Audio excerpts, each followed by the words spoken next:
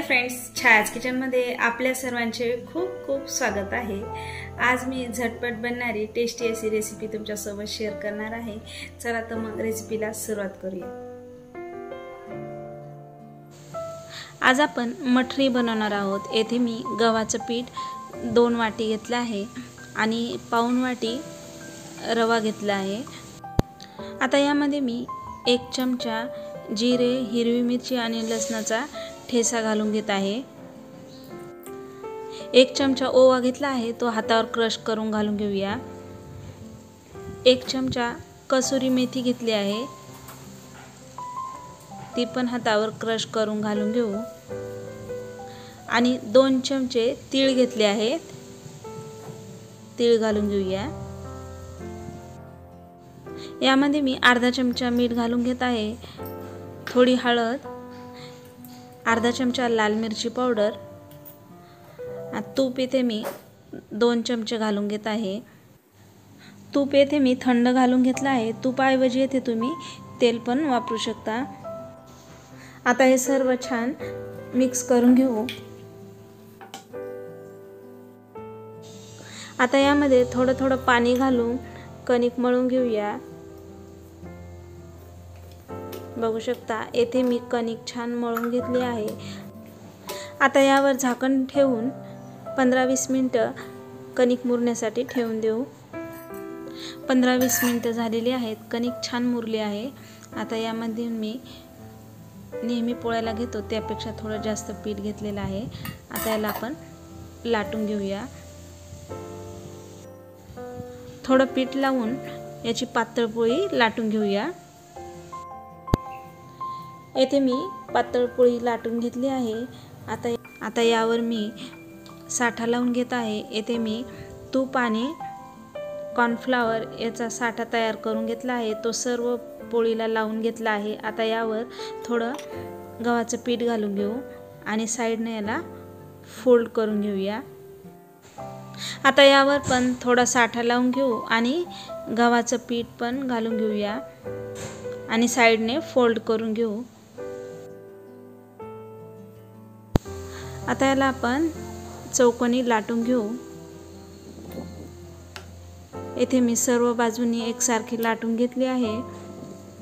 आता यावर साठा लावून घेऊया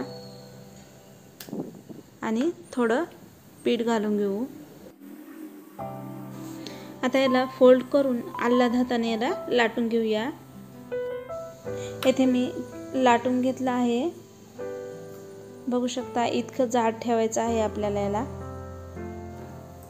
आता याला कट करून घेऊया। येथे मी अर्धा इंच मध्ये कट करून घेतला आहे, बघू शकता मस्त झाले आहेत। आता हे सर्व डिश मध्ये काढून घेऊ आणि राहिलेली मटरी पण आपण अशीच करून घेऊ। येथे मी सर्व मटरी तयार करून घेतली आहे। आता याला तळून घेऊया। तळण्यासाठी येथे मी तेल गरम करून घेतलं आहे आणि गॅसची फ्लेम मीडियम ठेवलेली आहे। आता यामध्ये मटरी घालून घेऊ।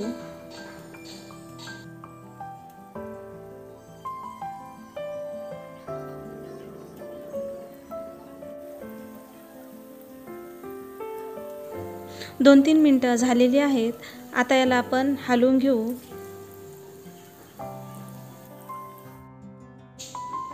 येथे आपण 3-4 मिनिटं छान तळून घेतलं आहे, बघू शकता एकसारखी तळून झाली आहे। आता काढून घेऊया आणि राहिलेली मटरी पण आपण अशीच तळून घेऊ।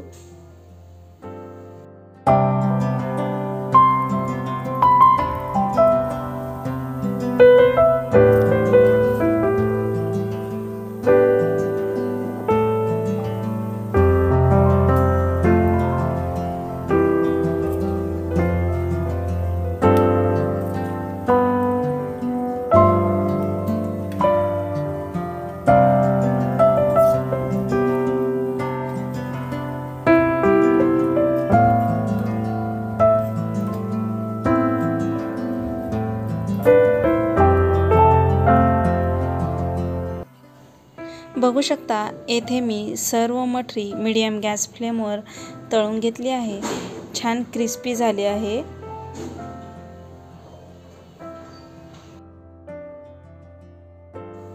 आजची रेसिपी तुम्हाला कशी वाटली कमेंट करून नक्की सांगा।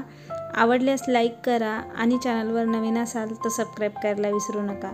पुन्हा भेटूया अशाच छानशा रेसिपीसोबत।